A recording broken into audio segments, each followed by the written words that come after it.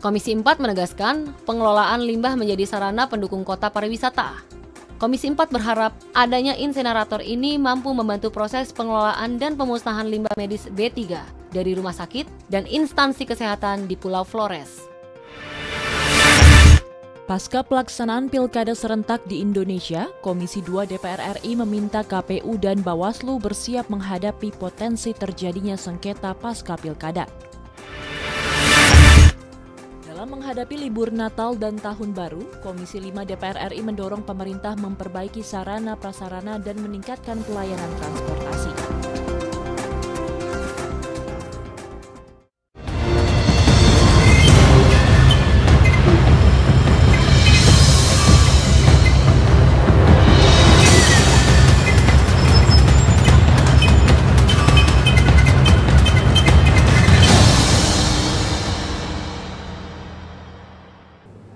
Halo, selamat pagi pemirsa, apa kabar? Anda kembali menyaksikan siaran langsung Suara Parlemen Pagi edisi Rabu 16 Desember 2020 bersama saya Ayu Rahmawati. Dan seperti biasa, hari ini kita akan menyajikan berbagai macam informasi mengenai aktivitas dan juga dinamika dari anggota Parlemen DPR RI. Dan pemirsa, pada hari Rabu ini kita berharap Anda dalam kondisi yang juga sehat pastinya dan tetap mematuhi protokol kesehatan meskipun sekarang kita sudah memasuki masa new normal dan sebentar lagi akan menghadapi libur panjang di akhir tahun. Dan pada Suara Parlemen pagi ini kita akan membahas mengenai tajuk mengenai penanganan limbah medis COVID-19. Seperti apa nanti proses penanganan limbahnya akan kita bahas di akhir segmen pemirsa. Tapi sebelumnya kita akan bacakan terlebih dahulu 3 berita utama yang terbit pada hari ini. Berita yang pertama datang dari Komisi 4 DPR RI tinjau pembangunan insenerator dari limbah B3 di Manggarai Barat. Komisi 4 menegaskan pengelolaan limbah menjadi sarana pendukung kota pariwisata. Komisi 4 berharap adanya insenerator ini akan mampu membantu proses pengelolaan dan pemusnahan limbah medis B3 dari rumah sakit dan instansi kesehatan di Pulau Flores. Komisi 4 menegaskan pengelolaan limbah menjadi sarana pendukung kota pariwisata. Komisi 4 berharap adanya insenerator ini mampu membantu proses pengelolaan dan pemusnahan limbah medis B3 dari rumah sakit dan instansi kesehatan di Pulau Flores. Ditemui usai tinjauan lapangan pembangunan shelter insenerator limbah B3 di Ngorang, Labuan Bajo, Manggarai Barat, anggota Komisi 4 DPR RI, Juli Sutrisno mengungkapkan, selama masa pandemi COVID-19, seluruh rumah sakit di Pulau Flores belum memiliki sistem pengelolaan limbah B3 yang benar. Dan bersyukur kami, Ibu Menteri, Ibu Siti membantu kita untuk dimulai dari yang Labuan Bajo, Manggarai Barat. Jadi sehingga supaya kita pengelolaan sampahnya khususnya limbah-limbah yang berbahaya, apalagi keadaan pandemi COVID seperti ini.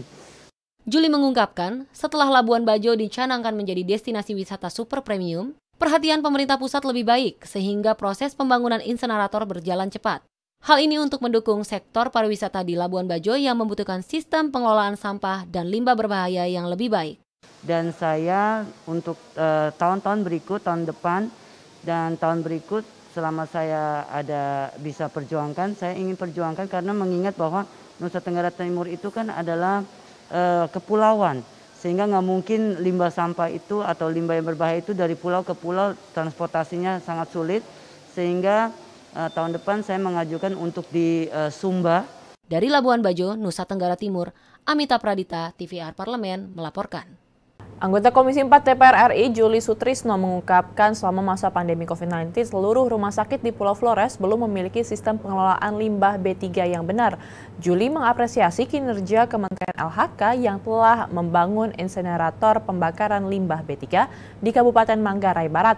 Juli juga mengungkapkan setelah Labuan Bajo dicanangkan menjadi destinasi wisata super premium, perhatian pemerintah pusat lebih baik sehingga proses pembangunan insenerator berjalan dengan cepat. Hal ini untuk mendukung sektor pariwisata di Labuan Bajo yang membutuhkan sistem pengelolaan sampah dan limbah berbahaya yang lebih baik. Beralih kepada berita yang kedua, pemirsa, Komisi 2 DPR RI himbau KPU dan Bawaslu siap hadapi sengketa pasca pilkada. Pasca pelaksanaan pilkada serentak di Indonesia, Komisi 2 DPR RI meminta KPU dan Bawaslu bersiap menghadapi potensi terjadinya sengketa pasca pilkada. Berikut laporan selengkapnya. Pasca pelaksanaan pilkada serentak di Indonesia, Komisi 2 DPR RI meminta KPU dan Bawaslu bersiap menghadapi potensi terjadinya sengketa pasca pilkada. 270 daerah yang terdiri dari 9 provinsi, 224 kabupaten, dan 37 kota telah usai menggelar pilkada serentak. Ditemui usai rapat dengan KPU dan Bawaslu di Gedung DPR RI Jakarta, Ketua Komisi 2 DPR RI Ahmad Doli Kurnia Tanjung meminta KPU dan Bawaslu bersiap menerima gugatan sesuai mekanisme yang telah ditetapkan dalam peraturan perundang-undangan. Sengketa yang nanti diputuskan oleh Mahkamah Konstitusi. Jadi tentu peraturan-peraturannya sudah disediakan demikian rupa, baik itu mulai dari undang-undang sampai peraturan KPU dan Bawaslu. Nah, tinggal nanti kita lihat penerapannya saja nanti di hari H-nya. Anggota Komisi 2 DPR RI Muhammad Nasir Jamil menyampaikan, Bawaslu telah siap menghadapi sengketa pasca pilkada dengan menerbitkan 2 peraturan Bawaslu yang di dalamnya terdapat penekanan penguatan pada sistem informasi rekapitulasi suara atau Sirekap yang dapat memperkuat akuntabilitas hasil pemilihan. Pengawasan yang berkualitas itu kan akan berkorelasi dengan kualitas demokrasi ya terkait dengan pilkada serentak ini. Sebab pilkada itu kan bukan hanya diukur di awal, tapi juga di akhir. Komisi 2 DPR RI menekankan pada prinsipnya pengawasan yang berkualitas berkorelasi dengan kualitas demokrasi. Mustaqim dan Dodi, TVR Parlemen, melaporkan. 270 daerah yang terdiri dari 9 provinsi, 224 kabupaten, dan 37 kota telah usai menggelar pilkada serentak. Calon kepala daerah yang tidak puas berhak menggugat hasil perhitungan suara ke Mahkamah Konstitusi. Komisi 2 DPR RI meminta KPU dan Bawaslu bersiap menerima gugatan sesuai mekanisme yang telah ditetapkan dalam peraturan perundang-undangan. Komisi 2 DPR RI pun menyampaikan Bawaslu telah siap menghadapi sengketa pasca pilkada dengan menerbitkan 2 peraturan Bawaslu yang di dalamnya terdapat penekanan penguatan kepada sistem informasi rekapitulasi suara atau Sirekap yang dapat memperkuat akuntabilitas hasil pemilihan. Beralih kepada berita yang ketiga, pemirsa, jelang libur akhir tahun, Komisi 5 DPR RI dorong perbaikan sarana transportasi. Dalam menghadapi libur Natal dan Tahun Baru, Komisi 5 DPR RI mendorong pemerintah memperbaiki sarana, prasarana, dan juga meningkatkan pelayanan transportasi. Berikut kita simak laporan selengkapnya. Dalam menghadapi libur Natal dan Tahun Baru, Komisi 5 DPR RI mendorong pemerintah memperbaiki sarana, prasarana, dan meningkatkan pelayanan transportasi. Ditemui usai kunjungan ke bandara, stasiun, dan pelabuhan di Kota Semarang, Jawa Tengah, anggota Komisi 5 DPR RI, Novita Wijayanti, mengapresiasi kinerja Kementerian Perhubungan yang telah mempersiapkan seluruh sarana transportasi menjelang libur akhir tahun. Kita minta kesiapannya lebih ekstra lagi, seperti kalau jalan tol, lampu harus disiapkan, dicek lagi, jangan sampai ada yang mati. Kalau perlu ada CCTV, kemudian nomor-nomor hotline, kemudian posko-posko, kemudian rest area juga harus disiapkan. Kemudian posko-posko kesehatan, serta harus adanya Wakil Ketua Komisi 5 DPR RI Muhammad Arwani Tomafi berharap fasilitas umum seperti tempat ibadah, rest area, dan tempat-tempat wisata juga mematuhi pelaksanaan protokol kesehatan. Arwani menghimbau dilakukan pengecekan di setiap perbatasan dan rest area, sehingga keluar masuknya wisatawan di setiap daerah dapat terus dipantau. Aktivitas masyarakat saya kira tergantung pada ketegasan di dalam penerapan protokol kesehatan. Misalnya di fasilitas tempat ibadah, ya, rest area, fasilitas tempat wisata. Saya kira itu harus menjadi perhatian dari pemerintah. Komisi 5 DPR RI mendukung dibukanya seluruh tempat wisata saat libur Natal dan Tahun Baru, namun dengan protokol kesehatan yang ketat. Dari Semarang, Jawa Tengah, Ferdian Nur Rahman, TVR Parlemen, melaporkan. Komisi 5 DPR RI mengapresiasi kinerja Kementerian Perhubungan yang telah mempersiapkan seluruh sarana transportasi menjelang libur akhir tahun dan terus meningkatkan pelayanan kepada masyarakat. Komisi 5 juga menekankan kepada para pekerja di bidang transportasi untuk terus memperhatikan pelaksanaan protokol kesehatan di lingkungan terminal, pelabuhan, dan bandara untuk menekan penyebaran COVID-19. Komisi 5 juga berharap fasilitas umum penunjang transportasi seperti tempat ibadah, rest area, dan tempat-tempat wisata juga mematuhi pelaksanaan protokol kesehatan. Arwani pun menghimbau dilakukan pengecekan di setiap perbatasan dan rest area sehingga keluar masuknya wisatawan di setiap daerah dapat terus dipantau. Ya, ini menjelang libur akhir tahun, kita berharap semoga pemirsa ini yang hendak untuk bepergian, entah pulang kampung atau juga melakukan liburan, tetap berhati-hati dan pastinya mematuhi protokol kesehatan yang ada. Jangan sampai setelah libur nanti angka penyebaran dari COVID-19 justru semakin bertambah dan menimbulkan klaster baru. Setelah ini pemirsa, kita akan jeda sejenak, nanti kita akan kembali dan masih membahas mengenai COVID-19. Kita akan membahas mengenai penanganan limbah medis COVID-19. Tetap bersama kami di Suara Parlemen.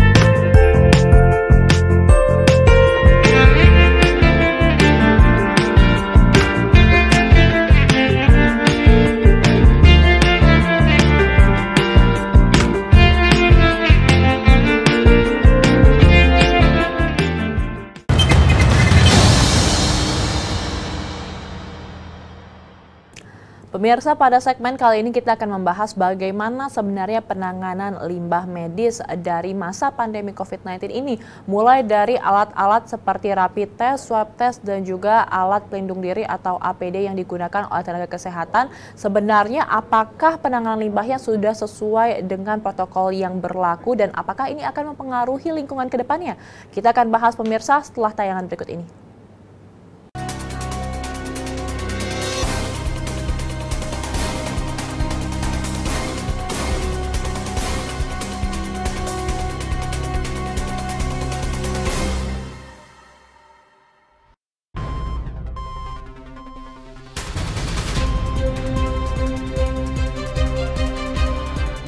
Limbah medis menumpuk di rumah sakit. Meningkatnya timbunan limbah medis di setiap fasilitas layanan kesehatan dikarenakan bertambahnya jumlah pasien COVID-19 di Indonesia setiap hari, yaitu menjadi 1,7 kg per hari dari sebelumnya 0,68 kg per hari. Oleh karenanya, pemerintah harus melakukan upaya agar rumah sakit dan seluruh fasilitas kesehatan dapat mengatur pengelolaan limbah medis agar tidak terjadi timbunan yang dapat menimbulkan masalah baru. Mengingat jumlah timbunan limbah medis terus melonjak dikarenakan bertambahnya jumlah pasien COVID-19. Selain itu, pemerintah harus bisa meningkatkan kapasitas pabrik yang mengolah limbah medis tersebut. Mengingat di masa pandemi, jumlah limbah medis semakin bertambah, jangan sampai terjadi gap antara jumlah timbunan limbah dengan kapasitas atau kemampuan untuk mengolahnya.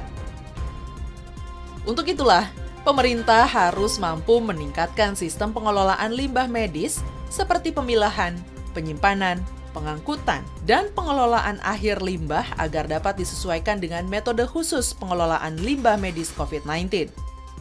Harus ada pemetaan permasalahan terkait pengelolaan dan pengolahan limbah medis di Indonesia, sehingga dapat diketahui dan ditemukan solusi terbaik untuk mengatasi hal tersebut.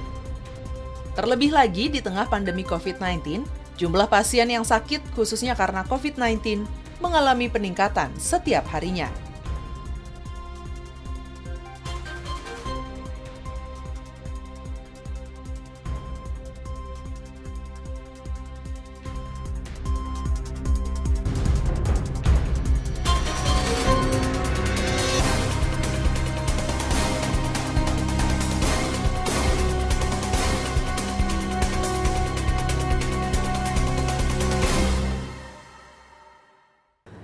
Pemirsa, sebuah video viral di sosial media menunjukkan bahwa ada limbah medis COVID-19 yang berserakan di pinggir Jalan Raya Sukatani, Kecamatan Cabang Bungin, Kabupaten Bekasi. Peristiwa itu terjadi sekitar awal November 2020. Kapolsek Sukatani AKP Makmur menuturkan semua warga melihat ada sampah yang berserakan. Ternyata sampah yang berserakan itu berisi peralatan yang diduga rapid test, alat pelindung diri atau APD tenaga medis, serta surat keterangan rapid test dari klinik kesehatan. Makmur mengatakan jumlah limbah yang dibuang itu beratnya sekitar 50 kg atau setara 3 karung plastik. Menteri Kesehatan Republik Indonesia Terawan Agus berpesan agar semua pemangku kepentingan turun tangan mengatasi kedaruratan limbah medis COVID-19, terutama yang berada pada jajaran kesehatan di seluruh Indonesia dan sektor lainnya, untuk mendorong penerapan pengelolaan limbah medis sesuai persyaratan. Hal itu untuk mencegah penyebaran COVID-19 dan penyakit menular lainnya, serta dampak bahan berbahaya dan beracun bagi kesehatan manusia dan juga lingkungan. Terawan berpesan agar pemerintah baik pusat dan daerah untuk memastikan semua fasilitas pelayanan kesehatan menyediakan sarana prasarana serta peralatan sesuai standar, sesuai dengan kemampuan agar pengelolaan limbah medis dapat terselenggara dengan baik dan benar. Semua pemangku kepentingan harus berkolaborasi seperti kementerian dan lembaga dari swasta, lembaga non-pemerintah, fasilitas pelayanan kesehatan masyarakat, serta merta untuk bersama melakukan pembinaan dan pengawasan secara berkesinambungan sesuai dengan kewenangan masing-masing.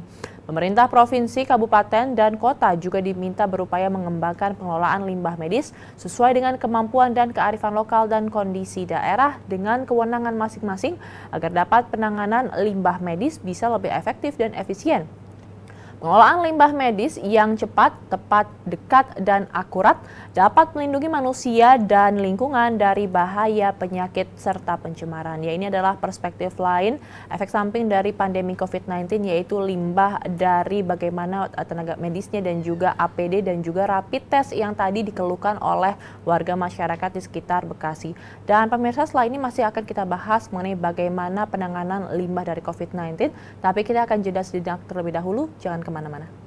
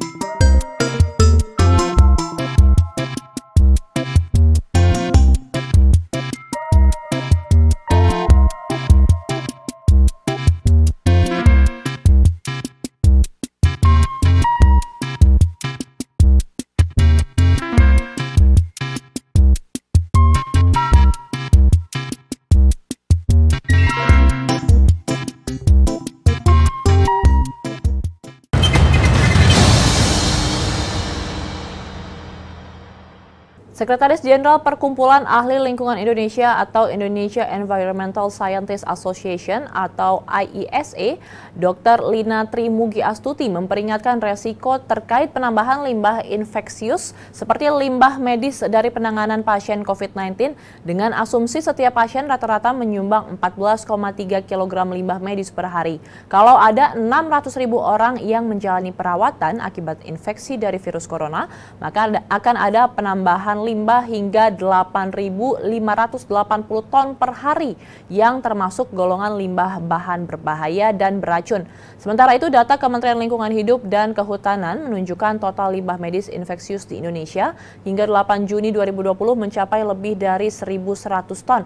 Menteri Lingkungan Hidup dan Kehutanan Siti Nurbaya menyampaikan bahwa untuk menangani limbah akibat COVID-19, Kementerian LHK saat ini sedang mengelola 6 jasa pengelolaan limbah medis, terdiri dari 5 limbah di Pulau Jawa dan 1 di Kalimantan dengan kapasitas 134.040 ton per hari. Sedangkan Direktur Jenderal Pengelolaan Sampah, Limbah, dan B3 Kementerian Lingkungan Hidup dan Kehutanan, Rosa Vivin Ratnawati menyampaikan pada Mei 2020, jumlah limbah medis dari pandemi COVID-19 ini meningkat 30%, sedangkan kapasitas pengelolaan limbah B3 medis di beberapa daerah, terutama di luar Jawa, masih sangat terbatas. KLHK telah menempuh sebuah terobosan untuk penanganan tumpukan limbah medis sebagai upaya jangka pendek melalui pengelolaan limbah industri di semen. Selain itu, KLHK juga terus melakukan pembinaan dalam upaya pengurangan pemilihan dan alternatif pengelolaan limbah medis, serta mendorong investasi pengelolaan limbah medis terutama di wilayah yang belum terjangkau oleh jasa pengelolaan limbah medis.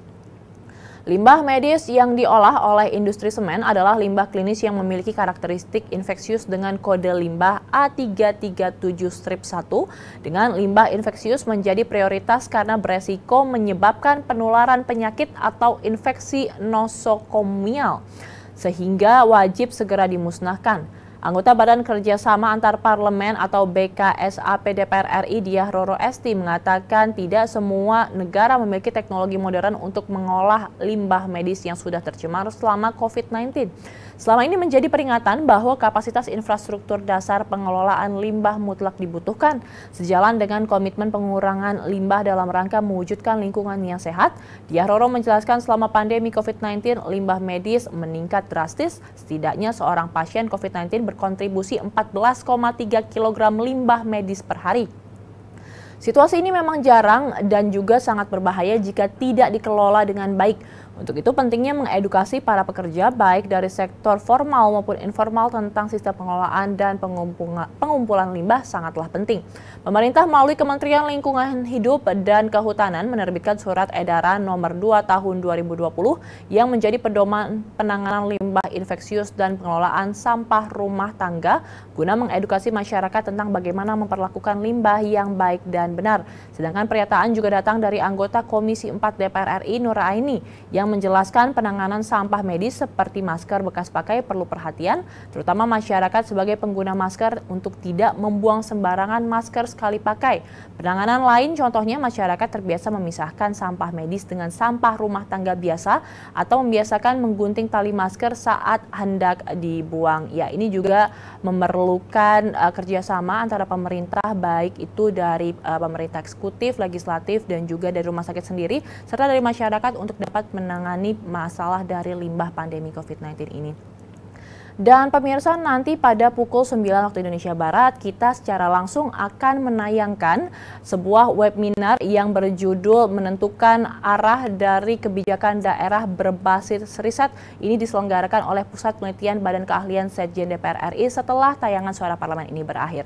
Dan sekarang sudah berakhir perjumpaan kita pada Suara Parlemen edisi hari ini. Saya Ayu Rahmawati beserta seluruh kerabat kerja yang bertugas mengucapkan terima kasih atas perhatian Anda. Sampai jumpa.